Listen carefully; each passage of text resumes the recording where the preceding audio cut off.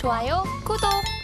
미국 시장 그리고 암호화폐 시장 함께 알아보는 순서입니다. 오늘도 더드림 SNC의 김세영 전문가와 함께하겠습니다. 안녕하세요. 네, 안녕하세요. 자, 지난주 좀 볼까요?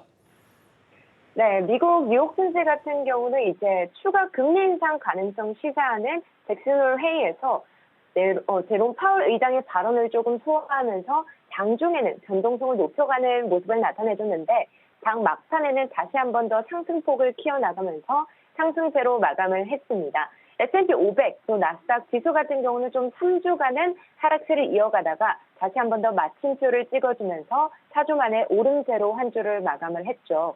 파월 의장은 잭슨홀 회의에서 이제 인플레이션이 정점에서 하락을 했지만 그래도 아직까지는 여전히 높다. 그래서 적절한 경우 이제 금리를 추가로 인상할 준비가 되어 있다고 말하기도 했고, 이전과 비슷하게 또 앞으로 나올 데이터를 바탕으로 해서 앞으로의 정책 방향을 결정할 것이라는 점도 다시 한 번 더 강조하는 모습이 나타났습니다. 데이터를 살펴보면은 일단은 제롬 파월 연준위 의장이 매파적 발언이긴 했지만 그래도 금리 인상 여부를 결정을 하겠다라는 기존의 입장에서 크게 새로운 점은 없었기 때문에 아직까지는 좀 투자자들의 입장에서 다시 한 번 더 미국 증시가 상승하는 요인으로 작용하지 않았나라고 생각을 합니다.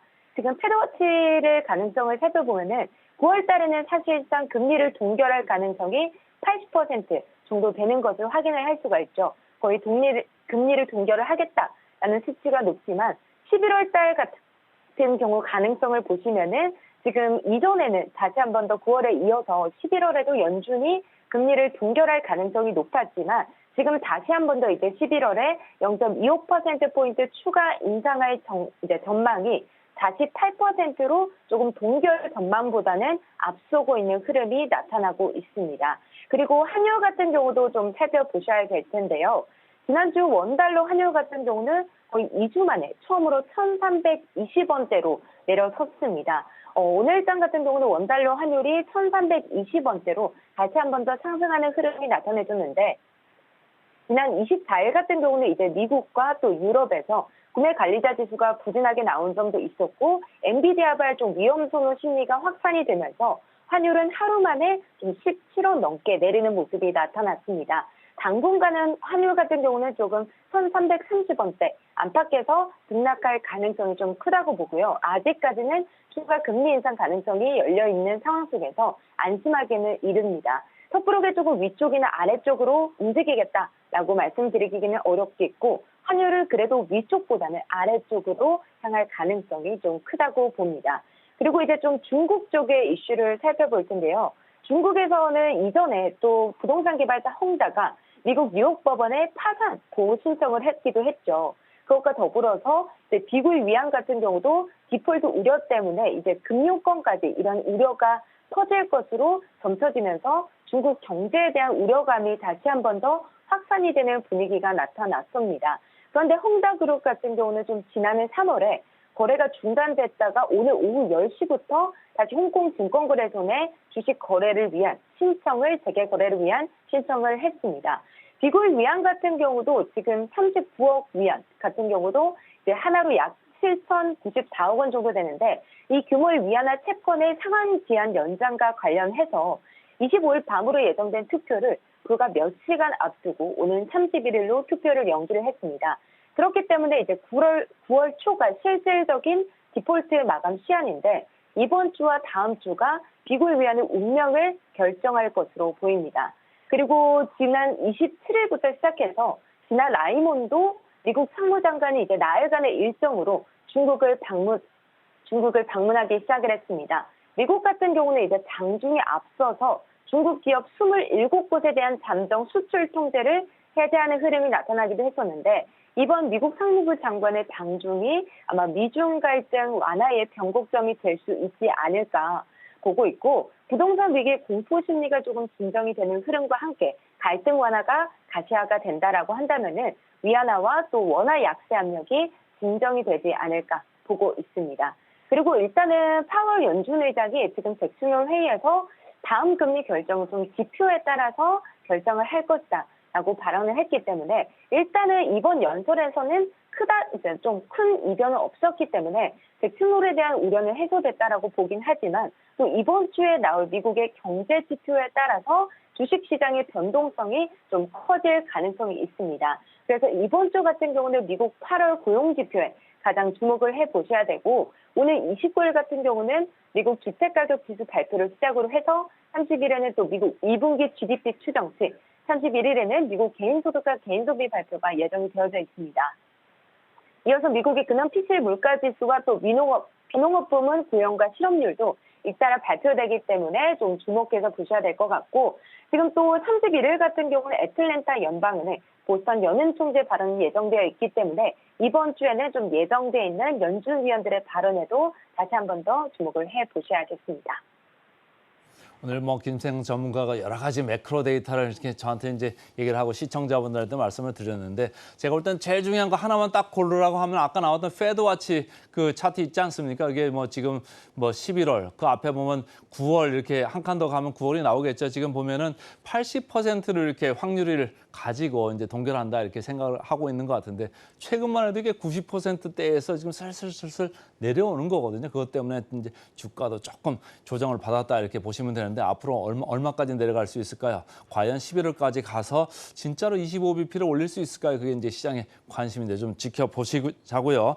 자, 테슬라 주가 단기적으로 좀 이제 많이 내려왔나요? 좀 주가들이 조금 움직이려고 하네요.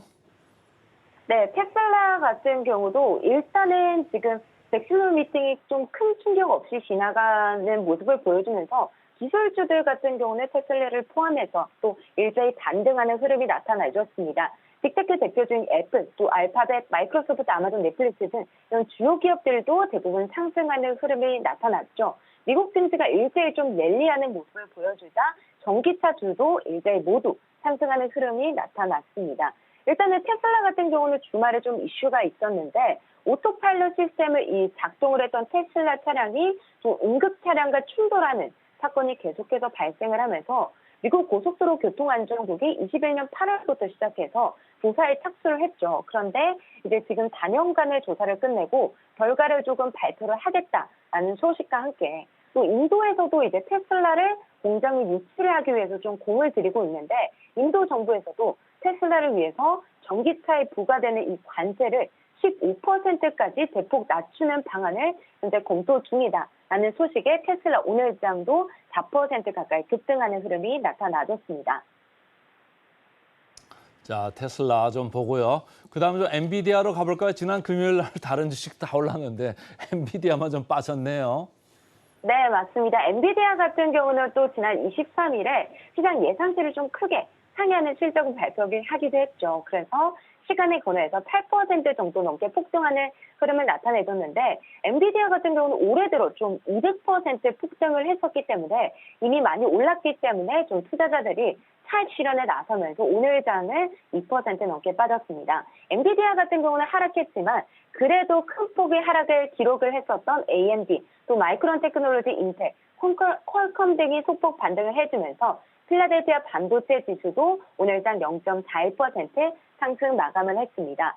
자, 보잉의 흐름을 볼게요. 보잉 같은 경우는 중국에서 이제 예전에 미국 보잉사 비행기를 구매를 제한하겠다라는 조치를 취하겠다라고 발표하기도 했었죠.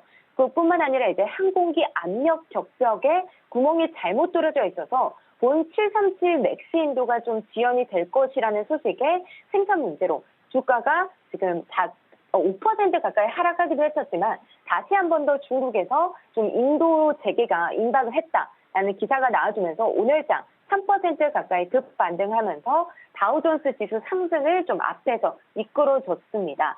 그리고 하와이안 일렉트릭 같은 경우는 지금 미국 하와이에서 산불로 인해서 100명이 넘는 사람들이 피해를 입고 있습니다. 이번 산불의 발발 원인으로는 이 끊긴 송전선이 지목이 되고 있는데 지금 이런 송전선 때문에 불꽃이 튀고 주위로 번지기 시작했다라는 말이 나와주면서 송전선이 산불의 원인일 수 있다는 주장이 제기됨에 따라서 현재 전력사인 이 하와이안 일렉트릭에 대한 주민들의 소송이 제기가 됐습니다. 하와이안 산불 영향으로 타격을 받고 있는 이 전력업체인 하와이안 일렉트릭 주가도 마우이 카운티가 회사를 상대로 소송을 제기할 것이라는 소식에 오늘장도 18% 이상 하락하는 흐름이 나타내졌습니다. 하와이안 일렉트릭 상당히 좀 안 좋은 소식이죠. 자, 거기까지 좀 들어보고요. 암호화폐 쪽으로 좀 넘어가 볼까요? 비트코인 시장 어땠습니까?